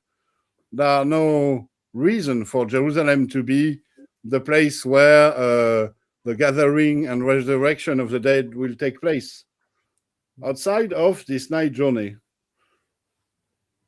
And it's, again, a perfect transition for the next slide, which is about the night journey. So you all know about this episode in the Islamic narrative. It's all based on one verse, first verse of Surah 17, which says, "Glory to the one who sent his servant on a journey by night from the sacred mosque," so Masjid al-Haram, to the distant mosque, Masjid al-Aqsa, whose surrounding we have blessed, so that we might show him some of our signs. Surely he is the hearing, the seeing. And from this single verse, there was a story that was developed that Muhammad flew by night on a winged horse or a winged donkey or a winged beast.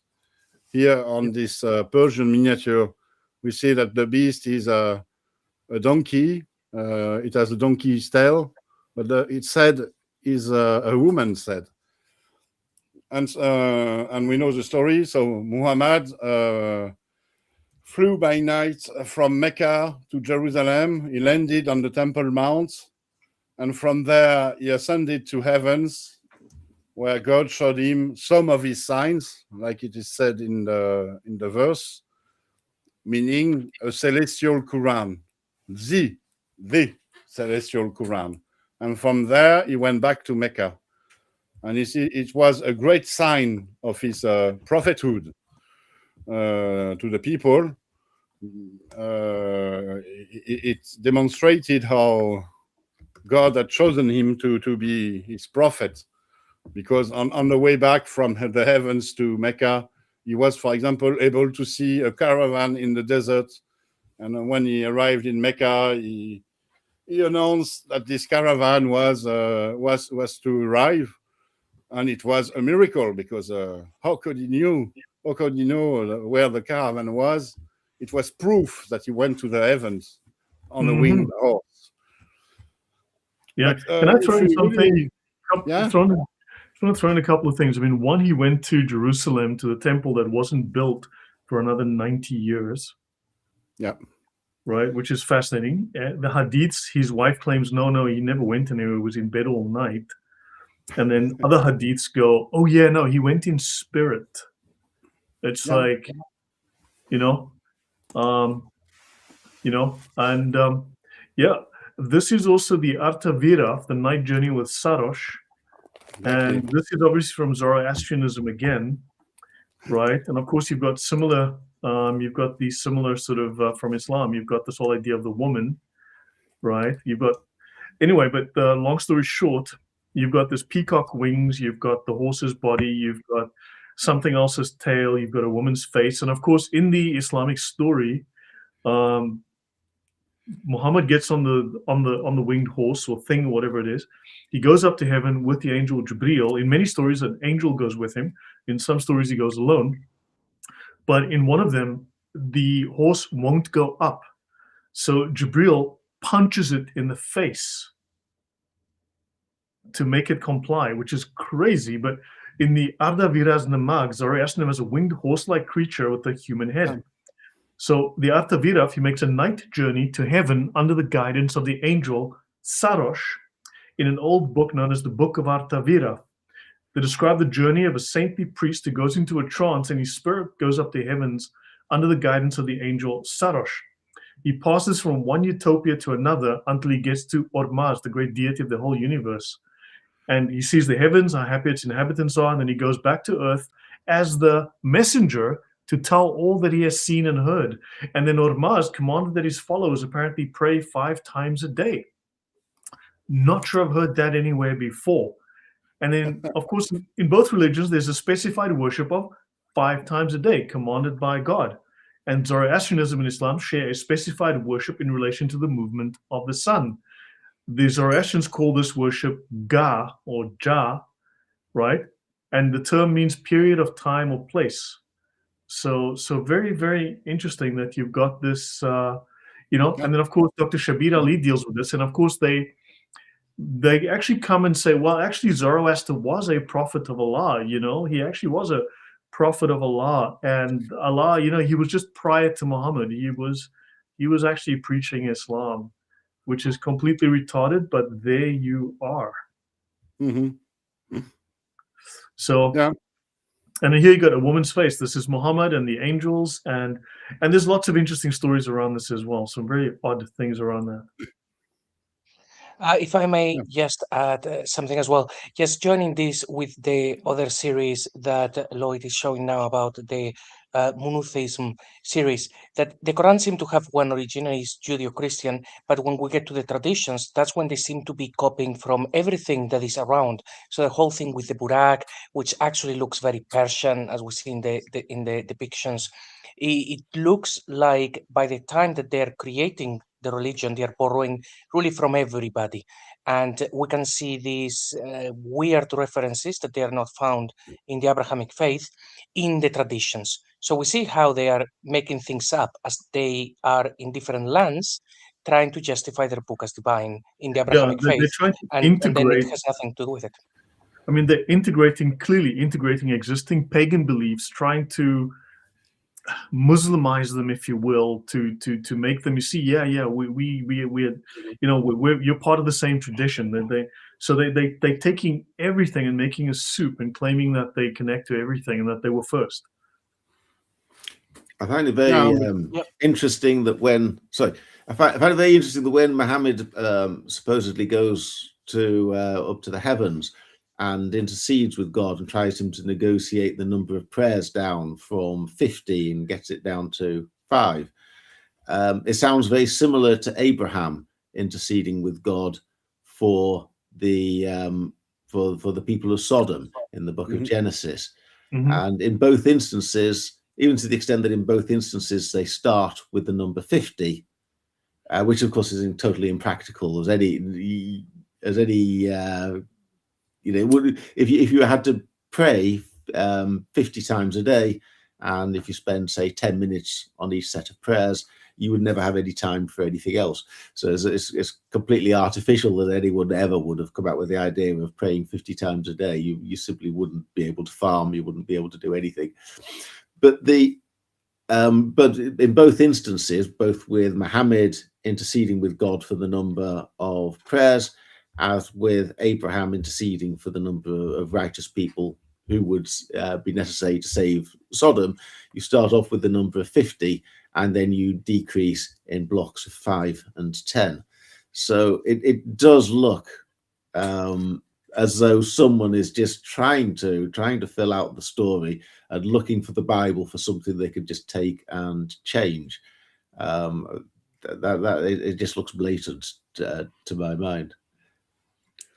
Yeah, this is sort of the conclusion I was pointing at. But just before, I want to explain my theory about how this episode of the night journey connects with the Jerusalem thesis. What is the ancient connection between what is depicted, what is described in the verse, and Jerusalem? The first thing, when we take a critical look at this narrative, is to question the verse itself. What does it mean? Who is speaking in this verse? Who is saying glory to God? Is it God himself? Is it the preacher? And if the preacher is Muhammad, then why is Muhammad saying glory to God who sent his servant he sent me? There is something very odd here. Yeah. Who is the servant that is mentioned here? Yeah. And the answer is very easy. It's Moses. Yeah. Because you know, I'd like to. Yeah. Sorry to interrupt you. I'm just thinking for the audience. I hope all of this makes a great deal of sense to you, and you can see. I mean, clearly today's episode is going a little slower than usual. We're much more contemplative. We're really sort of working through this because clearly there's a lot to be taking on board here and to think about. But I mean, this is profound information. And hopefully you see it the same way that I do. But also, if you like what you're seeing, please go and talk to other channels. Leave comments, right? I'm sure some of you are mods there. I'm sure some of you follow these channels. You leave comments. Bring up this data. Because you can go in circles on interpreting what a word means or what the Greek word means or what the verse says. But the hard evidence, I mean, the clear borrowing, the plagiarism, the parallels, these are incontrovertible. These are easily proven historically. These can be proven in terms of events, dates, places, names. Talk about these things. Ask people to investigate these things.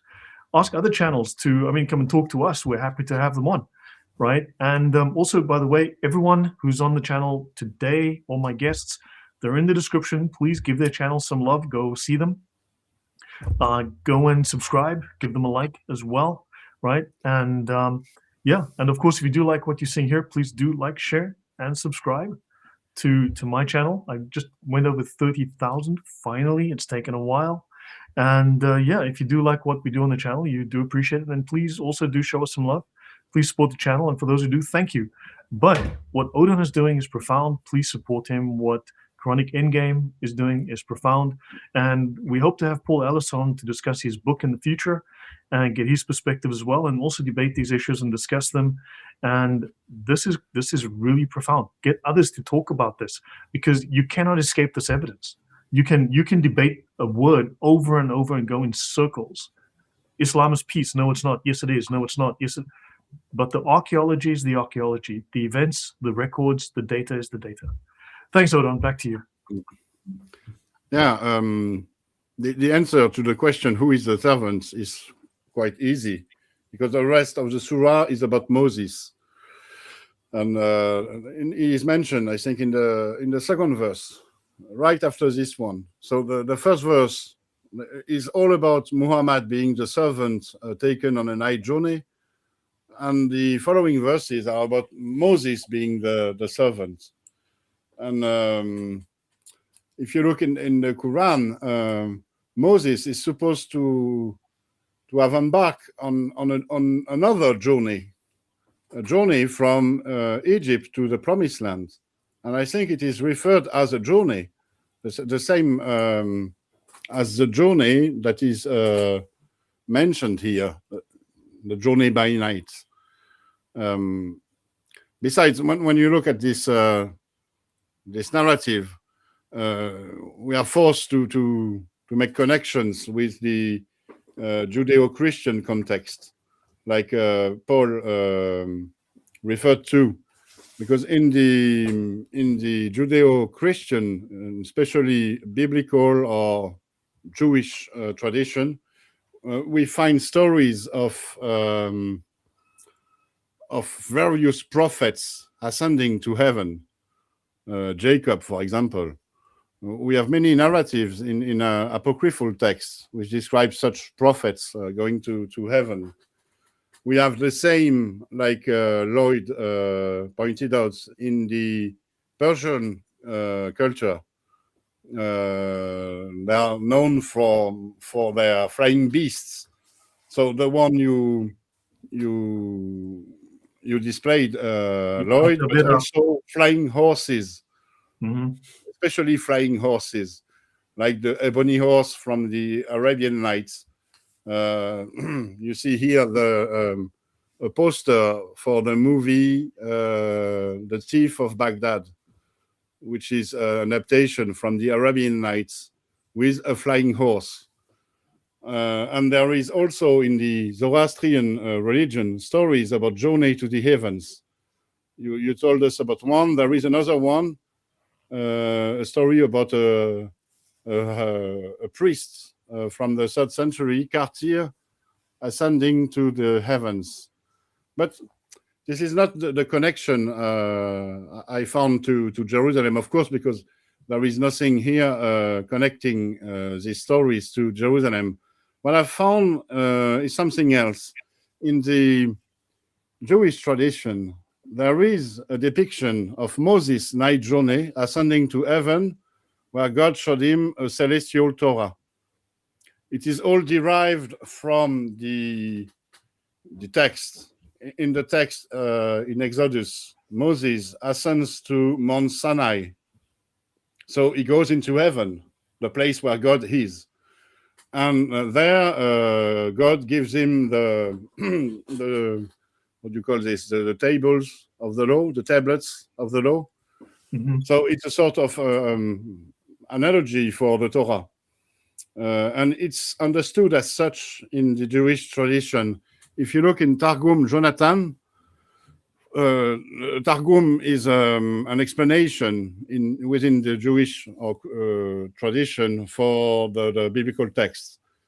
So if you go to Targum Jonathan and you look the explanation for the verse 14 in chapter 19 of Exodus, the explanation here is God speaking and telling, you have seen what I did to the Misri, so the Egyptians, how I bear you upon the clouds as upon eagle's wing from Pelusin, Egypt, to take you to the place of the sanctuary.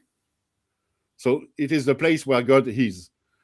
There to solemnize the Pascha, and in the same night brought you back to Pelusin, and from thence have you brought tonight to receive the doctrine of my law. So what we have here is a Jewish tradition about a night journey by Moses on being taken on an animal with wings from a distant place to a sanctuary, and then going back and receiving the holy word. And if you look at the Targum Jonathan in Aramaic, the sanctuary in question, it is named in Aramaic Beit Mukdasha, which is exactly the same expression as the Arabic Beit al-Maqdis, the sacred house. Sanctuary is the sacred house, it is Beit al-Maqdis. And it is used in Islamic tradition to refer to Jerusalem. So I think here we have the ancient connection with the Jerusalem thesis. In early Islam, this verse about the night journey was not about Muhammad, of course. It was just a proclamation that was made to teach an Arab audience about the traditions about Moses. Can the I Jewish jump in tradition here? about Moses. I want to show something. This is also taken from my stuff on monotheism. The idea of the Burak originally starts with Abraham. right? And actually, I believe it comes from a poem written by an Arab in the 800s. This is like 200 years after Muhammad dies, to explain how Abraham got to Mecca, back and forth to go play with Ishmael every day, right? So he got on this, the rocket horse or whatever. But notice Borak, they speak. So there's lots of the 5 creatures sit in 5 trees in the first white sphere: the lion, the Borak, the white falcon, the royal phoenix, the Duldul, who is the sign of godliness, sits on top of 5 trees. And Borak comes from the light of Muhammad, Duldul from the light of Ali, the lion from the light of whatever. On the 5 trees of paradise, you have to look at the Gospel of Thomas 19 and Manichaean literature. So they're borrowing imagery and ideas taken from Gnostic literature and other sources. So the trees of paradise are called the Tuba trees, the happiness trees. An eagle is perched on the tree of knowledge in paradise, according to the secret book of John, the Apocryphon of John. In Islamic tradition, the Borak is the winged horse, okay, and Duldul is Muhammad's white mule. But now, among other Arabic names for the star Sirius, or Al-Abud, the crosser of the galaxy, also known as Burakish, the one of many colors, because this thing has many colors wings. Remember, it's supposed to have peacock's wings with many, many colors. But then you have Jabal Loth, okay, Sanna, and you've got a place called Barakish, right, which is Darb al-Sabi, the Sabaeans, the people of the book, which are not people of the book, but are actually Gnostics and moon worshippers. But they, Barakish, and it says here, and their sanctuary was just like the Meccan Haram. These pagan moon worshippers, right? Then we go on. Then you go to the Jews, and you have Barak El, the Burak El, the horse of God, right? The Burak of God. The name is appropriate for the one whose appearance is like that of lightning, the lightning of God. The horse is so fast, it's like lightning. And you see it also in Enoch and in the Qumran book of giants, another of these Gnostic gospels. And of course, you can see this in Jewish law, in Manichaean cosmogony, because at some point, remember I told you I want to start tying Manichaeism and its influence into Islam, because there's the book of Al-Chasai. And of course, the book was given by an angel to Al-Chasai. So Al-Chasai received the book from heaven, given to him by an angel, believe it or not. And the angel was huge. And there's so many parallels with Islam, it's scary. So a lot of these things just seem to come straight out of Islam. Out of other cultures as well, along with what you're showing. So they've taken a mishmash of stuff, and a lot of it's Gnostic, a lot of it's Persian, a lot of it's Jewish. They've taken the terms and they've just tried to satisfy everybody by making a soup. May I add something to Surah 17, verse 1? Probably all of you have known that I am interested about this verse a lot. So just to try to enhance this even a little bit more. So Surah 17, verse 1 doesn't mention Muhammad, of course. It says servant, and the very next verse says, and we gave Moses the scripture, so it seems to be him. Now, the Christian Prince says this exact same thing. I have extract from a video of his. The video is now gone, but anyone who is interested, they can go to my channel, look CP or Christian Prince Night Journey, and you will see there. One of the parallels that he noticed is that the expression that says by night, it appears elsewhere in the Quran exactly the same, and it is Moses being basically taken by night. He says, there you go. So it's Moses in both instances. But it gets even more interesting when we look at the tafsirs. The tafsir writers, they notice this. And there is one particular tafsir writer who actually says, well, this is not Moses, because as you can see in Surah 17, verse 1, the servant is taken, and in the other verse in the Quran about Moses, it says that he goes. Basically, it used a different verb. But that happens a lot in the Quran. For example, the stories about Moses with the burning bush, there are 3 of them. The stories about Zechariah 3 times. So it's like they took from many different places. Something I've noticed from the tafsirs is when they actively, proactively trying to tell you this is certainly not that thing, is because there is something in there. So even the tafsir writers knew that people were going to join the dots. So it does look like when this was written, for anyone listening to those words, they knew it was about Moses. Yeah. If I can say last thing before, I guess we'll wind down, but the issue of plagiarism by Islam is severe. And of course, Muslims will downplay what's in the tafsirs, what's in the sirah, what's in other sources. There's more than just those sources. But they either plagiarize Christianity and usurp these ideas and try to transform them for their own purposes, or they use them to insult Christianity. In a lot of cases, it's just insulting. Have a look at this. If you look at the hatred that Muslims have for Paul, right? If you go through the tafsir, if you go through the sirah, and you go through the historical books written by the Muslim scholars, and these were common stories, right? Of course, they've now forgotten these. They've picked one that they like, but there's dozens of these. There's no single one that has any particular weight. They just pick the one they like that's the least controversial, right? For now, at least. They might change a new one tomorrow, but Muslim historians and scholars have claimed that, and this is quite literally written in the Islamic records, that Paul was the king of the Jews because they confused Paul and King Saul. This is the literal truth. Christians, they explicitly claim, Muslim scholars explicitly claim, Christians followed Islam for 81 years after Jesus died. Because Jesus brought Islam and Christians were following Islam for 81 years after Jesus died. Paul was a wicked Jew, an evil Jew, and he committed suicide. He killed himself to destroy Christianity. True story. And then, of course, the Muslim scholars also tell us that Paul was a wonderful Christian, a good Christian, but he hated the Jews, and so he went to the Romans and he influenced the Romans to kill the Jews. Christians also never believed in Jesus' divinity. This was something Paul fabricated.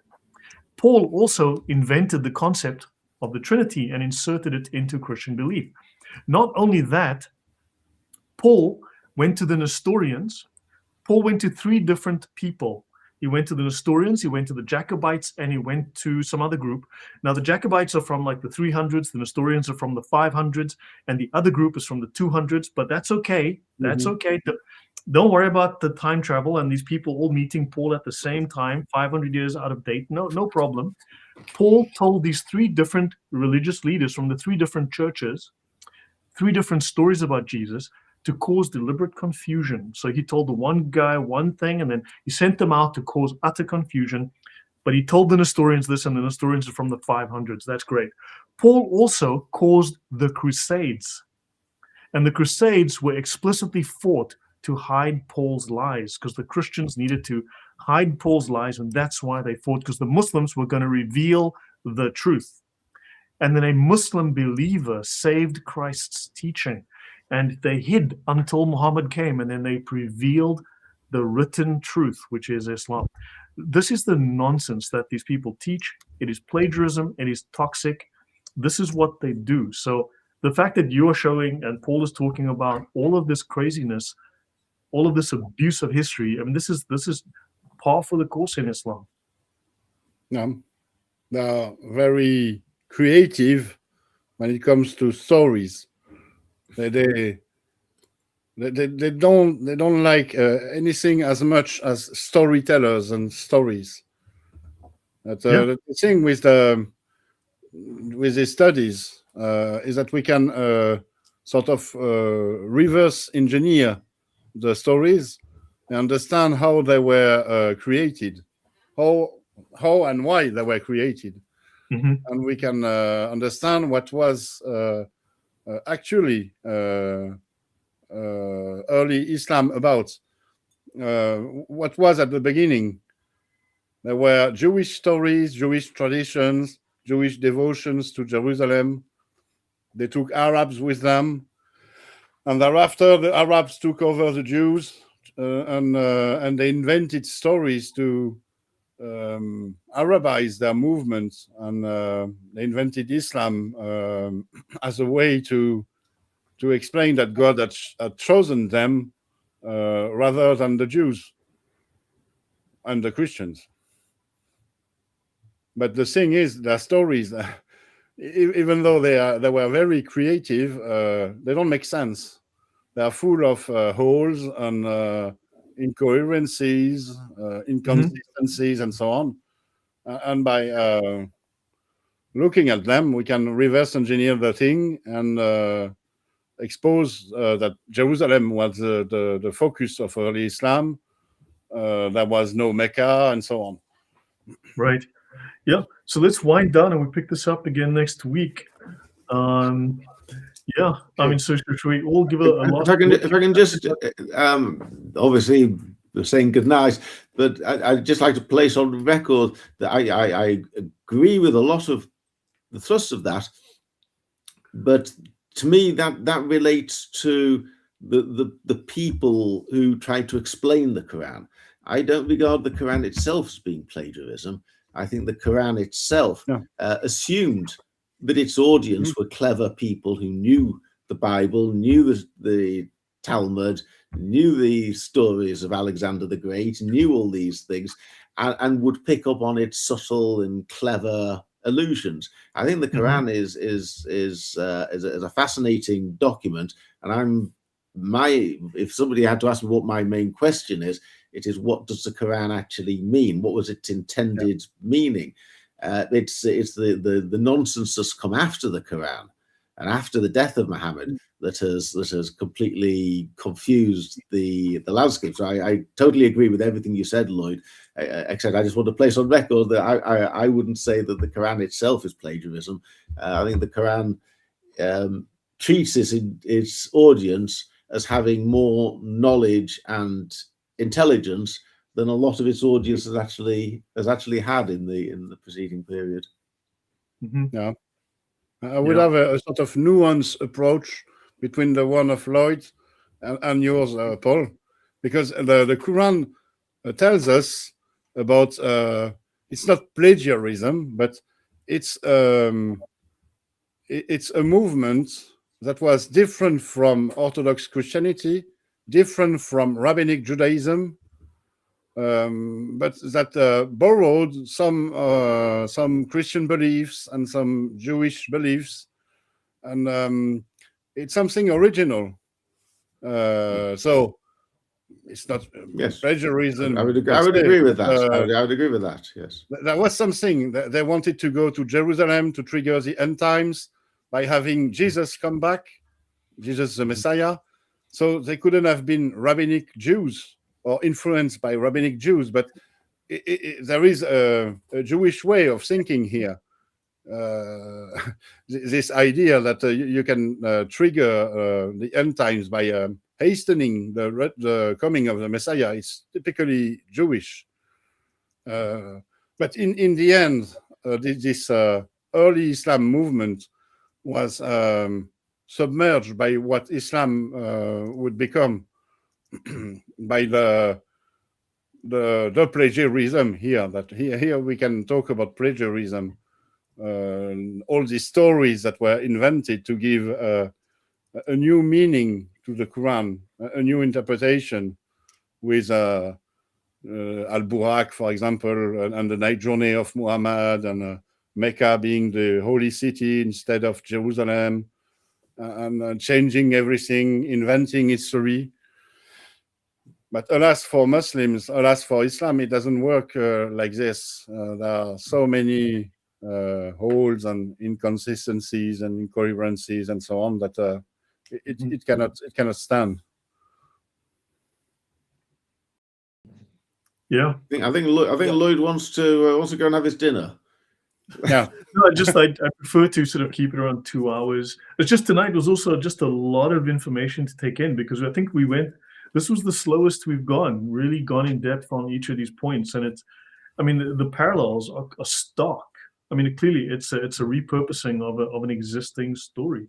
This is largely built on a Jewish foundation, clearly a Northern Levant foundation.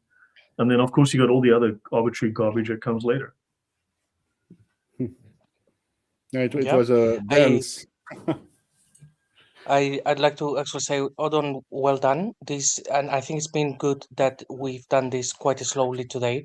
So just focusing on pilgrimage and what it means, and that it is Jerusalem, how they plagiarize Safa and Marwa, and then the night journey. I hope that people watching, because we've only been talking about those three topics, they go away knowing full well, okay, they actually transferred all of this to make it Islamic. And I will second what Lloyd said earlier, which is people need to pick a fight with this. And we know that in academia it's not really happening. They will just try to ignore these topics, but hopefully you've been really impressed by seeing, yeah, fine, they copied that, they created Mecca. We need to get people to realize that these are the things that every single scholar with any common sense should actually be screaming from shouting Courage. from the rooftops and saying, Courage. this is nonsense. Can we just call it a day? So we depend on people like you guys at home to make sure that these actually get at as far and wide as possible, because otherwise we're going to keep going around in circles for another 50 years when the information is already there. We need courage and integrity, but we can start it at the grassroots level, I think. You know, we need to push hard we need to make our voices heard from this level. Yeah. So yeah, should we wind down here and pick it up again next week? I think this has been fantastic. It's really, I mean, I think it's obvious it's Jerusalem in this case. I mean, I think you've definitively sort of shown this is Jerusalem. Okay. See you next week then. Yeah, so Good thank night. you to the audience. Thank you. Please support the guests. Thank you for supporting the channel. Really appreciate it. Please talk about this. Use it on social media. And we'll see you guys soon. Good night and God bless. Bye-bye. God bless. Bye-bye. Bye.